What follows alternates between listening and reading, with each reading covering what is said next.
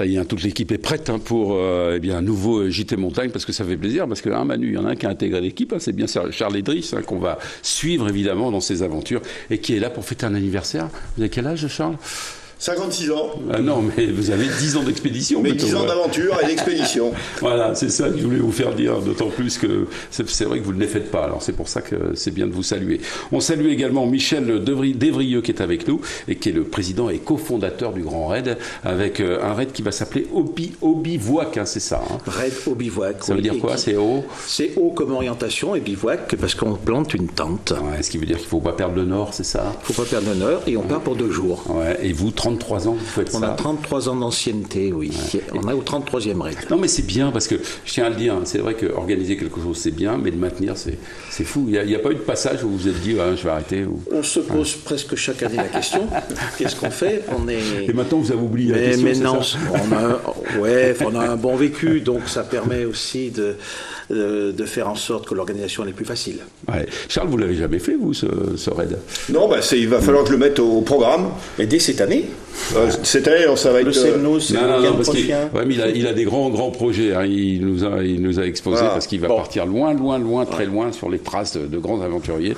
Et c'est pour ça que c'est intéressant. Et on va suivre Charles. Peut-être l'année prochaine. Avec plaisir. Voilà. Nous serons en Ardèche l'année prochaine. Ah, super, région extraordinaire. Très bon. Il connaît tout. Allez Manu, on va commencer par un premier reportage, parce que c'est vrai qu'on parle d'ouverture.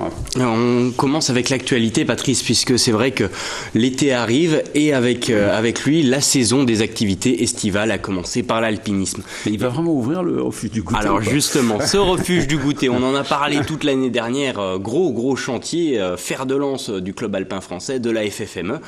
Aujourd'hui, donc, ce refuge réouvre. Il a ouvert ce dimanche pour tous les premiers alpinistes qui le demandaient. Et malgré tous les problèmes qu'on avait pu connaître l'année dernière, donc le refuge est bien ouvert à 100%. Mais déjà, il faut réserver bien en amont. Et comme vous allez le voir dans ce reportage, il faut s'y prendre de très très bonne heure si on veut caler une ascension du Mont Blanc cet été. Je vous propose tout de suite le reportage avec les explications et la tentative de réservation à ce nouveau refuge du Goûter.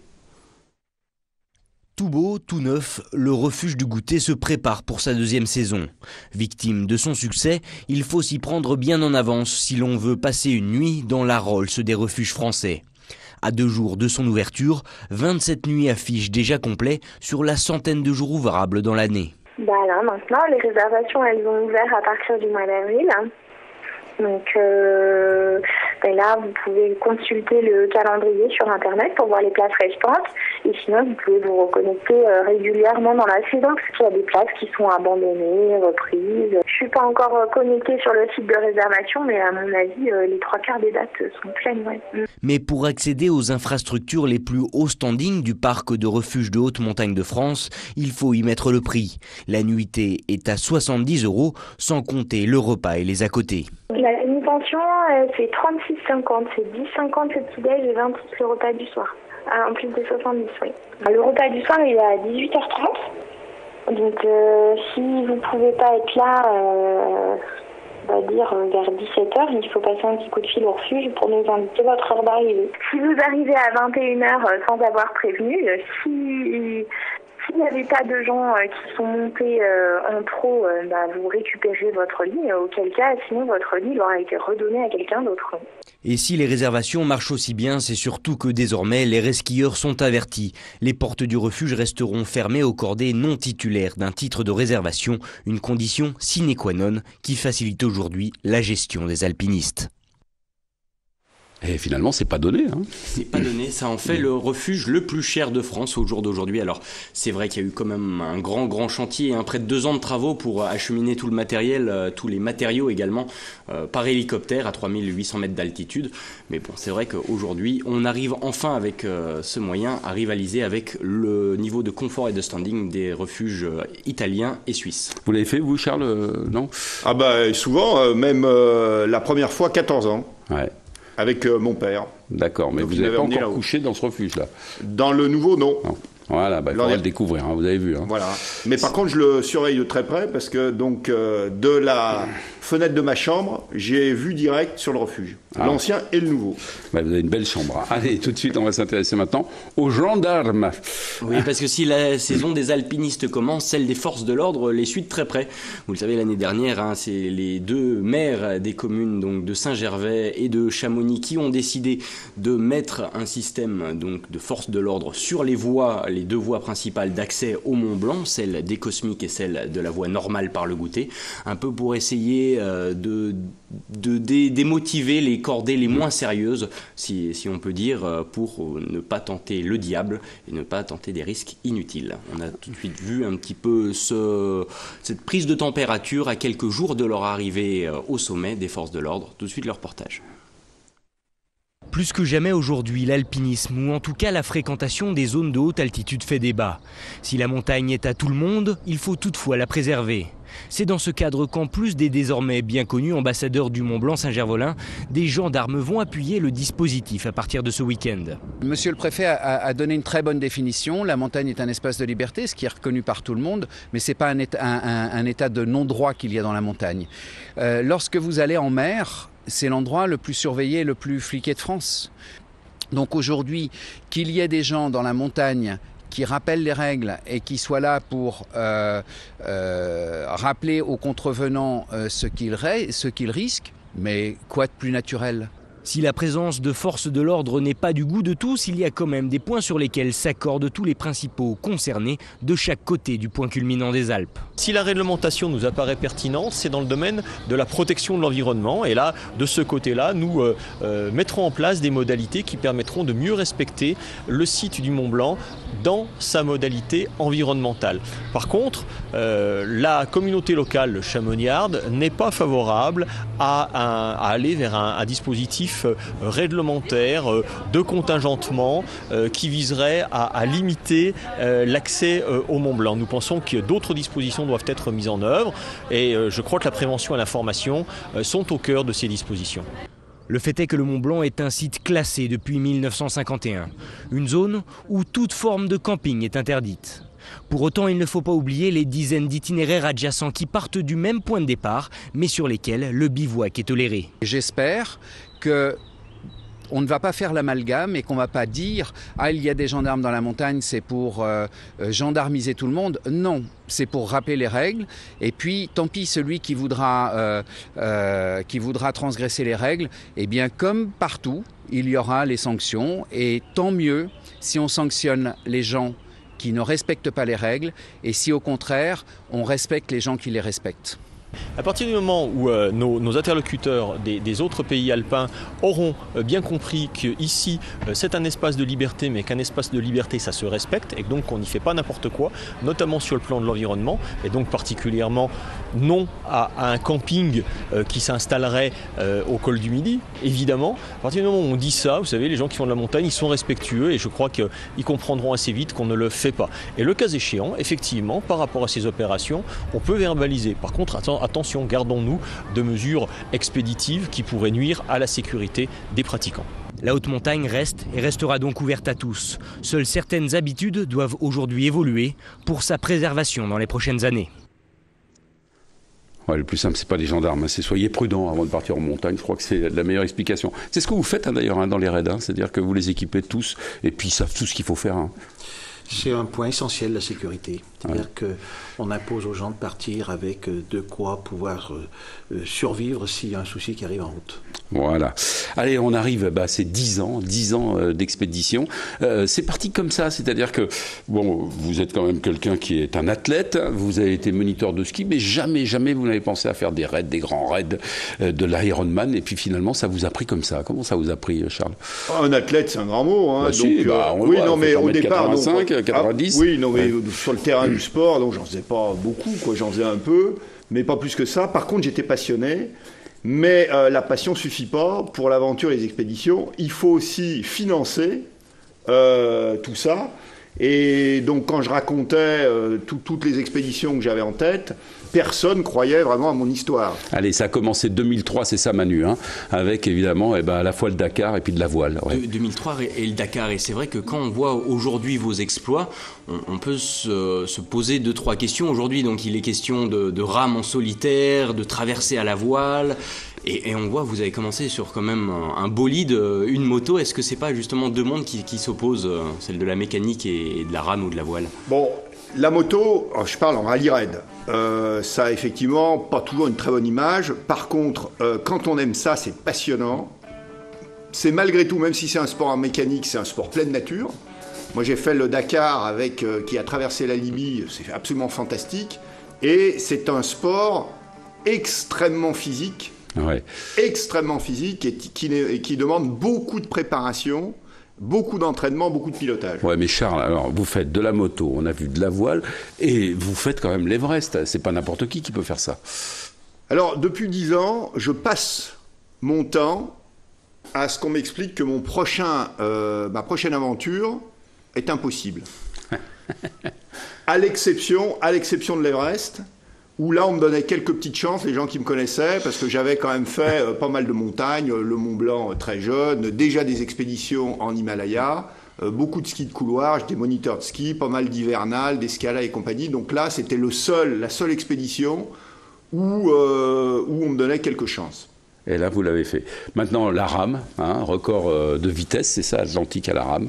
Alors ça, c'était à la rame, ça a été Michel, il est formidable quand même. Ouais. Donc la première traversée. Ah, ça y est, ce sont les dauphins qui vous ont entraîné, j'ai compris. Et les poissons qui m'ont nourri, donc les poissons volants. Et la rame, vous continuez, puisque vous allez partir évidemment à la rame. Oh, jolie moustache là, ouais. Ça, c'est l'arrivée en Amazonie, donc 36 jours Dakar, Amazonie. Et comment on passe alors de ce monde de la montagne et du rallye raid au monde de l'eau, du grand large? Est-ce que c'est vraiment deux milieux qui sont complémentaires? Oui et non. Donc pour ce qui est de la rame, c'est parfaitement un coup de hasard absolu. J'étais en train de préparer un Ironman.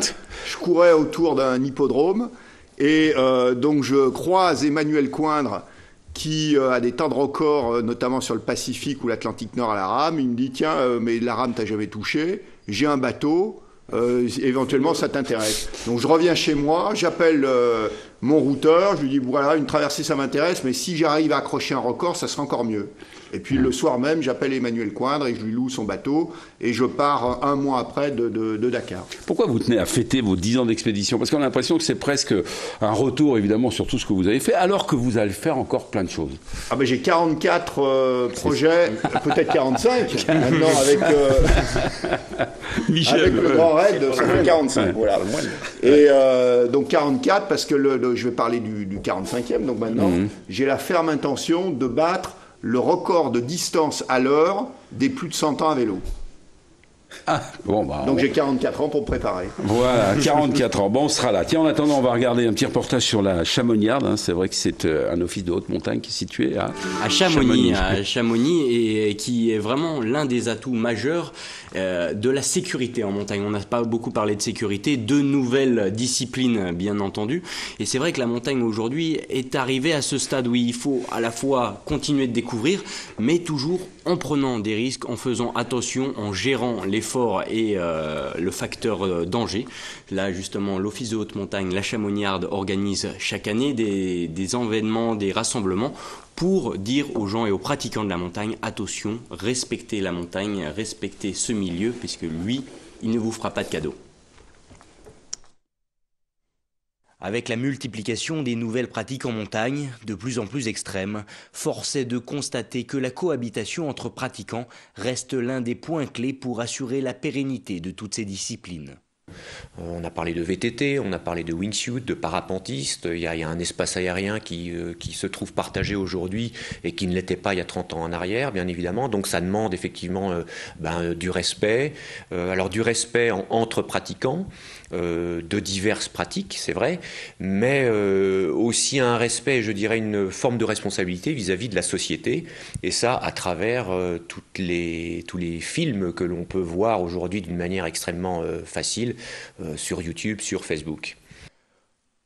Vouloir faire comme les pros dans leurs vidéos, une ambition pas forcément à la portée de tous. Si en effet il paraît simple de chausser ses baskets et partir à l'aventure en altitude, il faut toutefois bien savoir anticiper les conditions. Cela passe par de l'information bien sûr, mais également par la prise de responsabilité de tous les acteurs de la montagne. Tous les gens qui étaient présents ont pris quand même conscience de la dimension et la responsabilité d'encadrer ce genre de sport. Quand je dis encadrer, je ne pense pas forcément à des fédérations, mais simplement les gens qui travaillent ici au niveau de la commune, au niveau de la Compagnie du Mont Blanc, et qui ont quand même une responsabilité dans la mesure où ces gens-là acheminent par des moyens téléportés eh bien, des wingsuiters, des parapentistes. Donc ils ont aussi leur part de responsabilité. Et je crois qu'hier, les gens ont pris conscience quand même des différentes responsabilités suivant les différentes personnes, justement, des gens de la mairie, de la Compagnie du Mont Blanc, du pratiquant lui-même. Bien loin de diaboliser ou d'interdire ce genre de pratique, l'Office de haute montagne préfère voir en ces sports extrêmes le reflet de la montagne d'aujourd'hui. Une évolution qu'il faut désormais mieux encadrer pour toujours plus de sécurité. Ouais, enfin c'est vrai que c'est beau ces images, mais quand même il faut y aller. Et puis c'est vrai que là on est tributaire du moindre coup dur. Allez Michel, vous êtes avec nous donc pour nous parler bien de ce raid au bivouac. C'est un raid d'orientation, ce qui veut dire que on a une boussole et puis après on part à l'aventure. Il y a plusieurs balises à trouver, c'est bien ça hein, le principe. Hein. Oui, alors c'est un raid d'orientation. Certes il y a la boussole, mais il y a un élément essentiel, c'est la carte. Et on a une carte spécifique qui est éditée pour le raid au bivouac.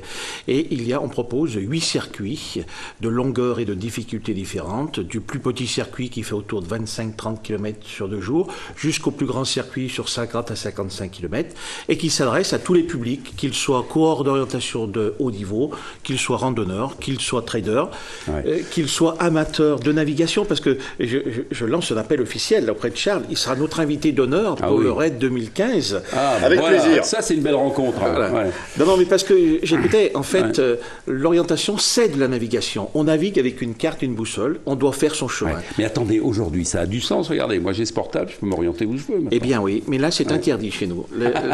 L'équipe, le coureur ne doit pas partir avec un GPS. Mais en même temps, ça ne lui apporterait pas grand-chose parce que il découvre la carte et le circuit au top départ. Il ne connaît pas, donc ça veut dire qu'il n'a pas enregistré dans son GPS l'itinéraire. Et puis c'est tellement mieux de naviguer et de faire son chemin avec une vraie carte d'orientation et avec une boussole. En tout cas, vous qui nous regardez, hein, le départ aura lieu samedi à 12h30, où ça ? Alors, départ samedi du raid au bivouac sur le Semnoz, à la station du Semnoz. Donc départ à 12h30. Il y aura un bivouac, on ne sait pas où. Bivouac est tenu secret. Bien sûr. Ouais. Le lendemain matin, départ pour toutes les équipes à 6h du matin. Et l'arrivée se fait au lieu de départ du premier jour. C'est un circuit. Donc 2 étapes. On reste autour du lac. Alors à la fois, on peut dire lac d'Annecy et lac du Bourget. Oui, enfin, on va essentiellement sur le massif du Semnoz. Voilà, donc dans les Bauges. Manu. Ouais. C'est vrai, Michel.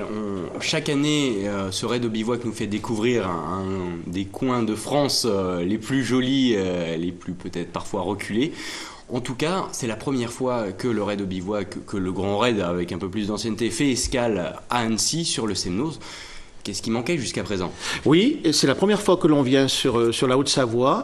Il manquait simplement une bonne volonté et on s'associe chaque année, ça faut le préciser, même si c'est la région Rhône-Alpes qui est partenaire essentiel et principal du raid, on s'associe chaque année à un département et cette année, c'est la Haute-Savoie qui a bien voulu être partenaire de cette 33e édition avec le comité départemental de course d'orientation de la Haute-Savoie. Alors on va le rappeler, hein, l'orientation ça se fait à ski de fond, à pied, en VTT, là ce sera évidemment à pied. Et puis il reste des places, alors ça je tiens à le dire, parce que autant, alors j'allais dire Maxi Race, ouais, ça c'est ce qu'on a connu ce week-end, mais autant le Grand Raid, lui, il est complet, 900 équipes, donc ça c'est bon, mais il y a de la place pour la mini-raid. Hein. Alors, on propose, et ça c'est important, le samedi après-midi dès 13h et le dimanche matin dès 9h, à partir de la station du Semnoz, on propose ce qu'on appelle une mini-raid, 3 petits circuits de 3, 5, 10 km qui sont ouverts vraiment à tous les publics, qu'ils soient jeunes, qu'ils soient familles, qu'ils soient randonneurs. Tout le monde peut venir pour découvrir le Semnoz, bien sûr, mais aussi pour découvrir ce que c'est que la course d'orientation à travers le raid au bivouac. C'est vrai, on a quelques petites images de l'édition 2012 qu'on va voir d'ici quelques instants. Et vous nous le disiez un petit peu en amont de cette émission.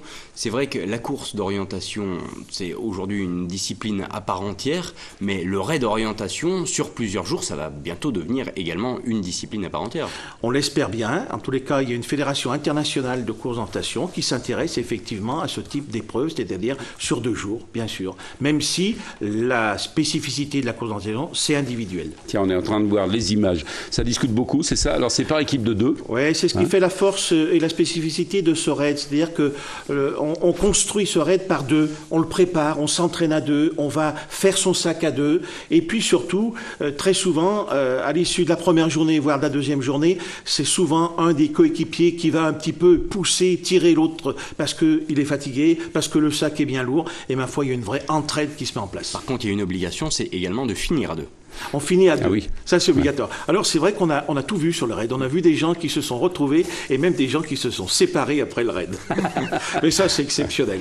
Charles, vous en faites évidemment, vous aussi, de l'orientation. Vous êtes obligé. Hein.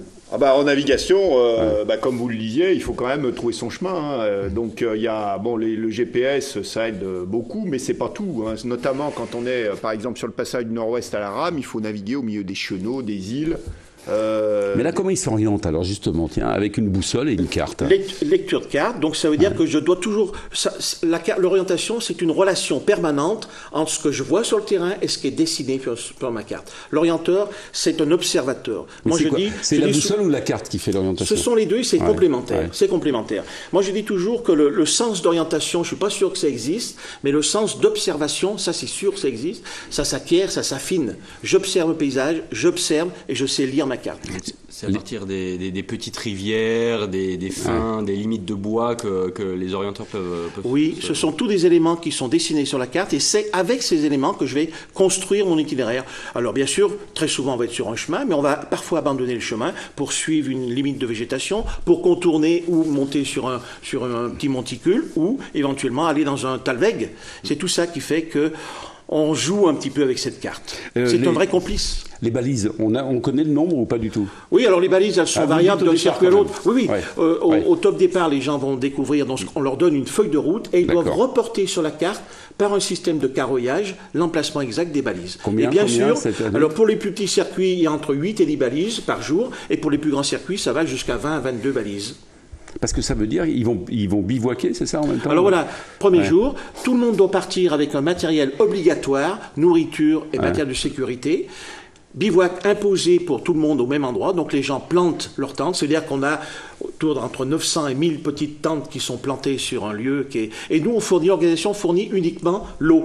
Par contre, les gens sont totalement autonomes et en nourriture et en matériel pour survivre pendant 2 jours. Allez, on va vous mettre sur le site internet, le site au bivouac tout à l'heure. En attendant, on va aller découvrir l'ouverture de Cohen, c'est ça? L'ouverture de nouvelles parois d'escalade. C'est vrai, c'est mon petit coup de cœur de la semaine parce que voilà, les beaux jours arrivent et il faut ressortir, il faut reprofiter de la montagne. Et pourquoi pas de l'escalade? C'est le cas au Petit Bornand.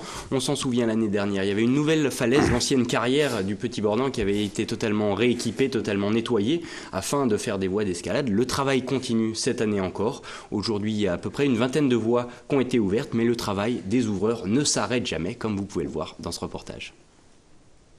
Régulièrement, de nouveaux sites d'escalade ouvrent au public, mais pour rendre ces falaises praticables pour tous, le travail est titanesque. Après une purge minutieuse, c'est l'équipement qui doit être posé. Broches, relais, c'est véritablement le cœur de la voie qui prend forme. Les grandes difficultés, c'est d'avoir déjà un rocher propre, sain, nettoyé. Ensuite, l'autre difficulté, c'est de tracer le tracé, de faire un beau tracé et surtout un tracé homogène, d'avoir une difficulté homogène du haut en bas.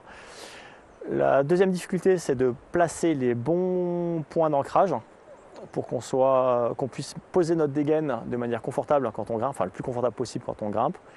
Je dirais que c'est presque ça la clé d'une belle voie. Et même si des voies faciles d'initiation comme celle-ci, cotées entre 3 et 4, semblent simples à équiper, il faut pourtant une certaine connaissance du rocher et du matériel pour que les futurs grimpeurs puissent évoluer en toute sérénité, mais surtout en toute sécurité. Non, alors on ne met pas la broche, là on appelle ça les broches quand on scelle, on ne met pas la broche n'importe où, déjà pour une question de solidité de l'ancrage qui doit résister un maximum. Et deuxièmement, on ne la met pas non plus au bord d'un rebord ou dans un trou, parce qu'il faut que la dégaine puisse évoluer autour, quand la corde passera dedans. Cela fait aujourd'hui plus de 5 ans que le secteur de l'ancienne carrière du Petit Bornand est pressenti comme site de varap. Il s'agit également pour la commune d'un plus afin de mieux gérer l'activité. Des sites sauvages, il y en a un peu partout. Il y en a qui resteront sauvages, qu'on ne va pas mentionner, mais les principaux, ceux qui sont très, très utilisés, on va essayer de les conventionner dans le même cadre. Pour qu'on puisse communiquer sur l'escalade à Petit Bornand et que ça fasse un appel touristique et même local, puisque ça peut être un complément notamment avec les murs d'escalade en intérieur comme Saint-Pierre, et un complément avec les sites des stations de Grand Bornand qui arrivent à saturation, puisqu'il y a beaucoup de monde. Si seulement une dizaine de voies devraient être ouvertes pour l'inauguration du site prévue à la fin du mois de juin, le secteur devrait à terme accueillir plus d'une centaine de voies, côté du 3 au 8+, devenant ainsi une falaise majeure des arts à vie. Ça y est, j'ai trouvé le 46e projet pour Charles Edrich.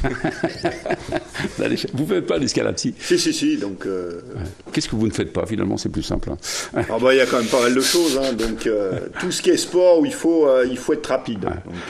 Donc, dans l'impulsion et dans la détente. En tout cas, Charles, on est très heureux avec Manu. C'est de fêter ces 10 ans d'expédition. Ça nous fait très plaisir que vous soyez venu ici sur le plateau. C'est un plaisir. Fêter, parce que c'est vrai que c'est magnifique. Et je vous souhaite plein de dizaines d'années encore, c'est ce que vous avez dit. Donc, on est parti 100 ans, c'est ça. Donc c'est vraiment un démarrage et l'avenir est devant. Donc. Manu, c'était le dernier avant le grand départ pour vous. Exactement. Ouais. Je tâcherai de vous envoyer quelques petites nouvelles et quelques petites images à l'occasion. Ouais, Alaska, c'est ça. Alaska, la descente du fleuve Yukon en canoë. En combien de temps? En 3 mois. Donc 9 semaines exactement de pagayage sur la rivière, la plus grande rivière d'Alaska. 1, on est triste de vous voir partir, mais 2, on est fiers.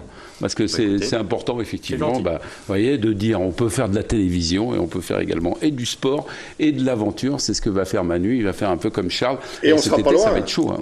C'est vraiment sur. Si vous pouviez vous croiser, ce serait pas mal. Il y a quelques degrés de latitude en plus. On aurait pu se croiser l'an dernier, parce que l'an dernier, j'étais sur la zone Alaska. Maintenant, je suis sur la zone Canada. Mais enfin, on sera à côté. Et par contre, vous allez être exactement sur les traces de Yukon Quest. Tout à fait, exactement. Sur mes 2 premières semaines de périple, on va suivre un bout de la préparation à la Yukon Quest. Qui est une de mes prochaines aventures. Alors, je prendrai des contacts alors. Il faut bien noter des infos, tous les passages. Michel, vous avez vu, c'est une grande famille. C'est une grande famille. C'est une rencontre. Tous les points de départ, ça se fait là, le point de départ. Donc nous, on met une balise ici, et puis vous revenez quand vous voulez pour la prochaine qui aura lieu. Alors déjà ce week-end, allez-y au Semnoz, participez. Et puis la prochaine qui aura lieu, vous m'avez dit. Donc en Ardèche. Allez, tout de suite, je voudrais qu'on voit au bivouac simplement. Voilà, merci. Vous pouvez vous inscrire. Il reste encore des places pour les mini-raids. Allez-y en famille, parce que c'est l'occasion, évidemment, de le faire. D'autant plus qu'il fera chaud. Comme il fait chaud, en montagne, il fait bon. Ils annoncent un beau week-end. Voilà. Merci. Manu. Allez, on croise les doigts et puis on va voir ça. Et puis Charles, on n'a pas non plus fini de suivre vos aventures. Vous allez voir, le JT Montagne, ça va être facile à faire. C'est-à-dire qu'on va les retrouver aux 4 coins du monde tous. Merci de votre attention.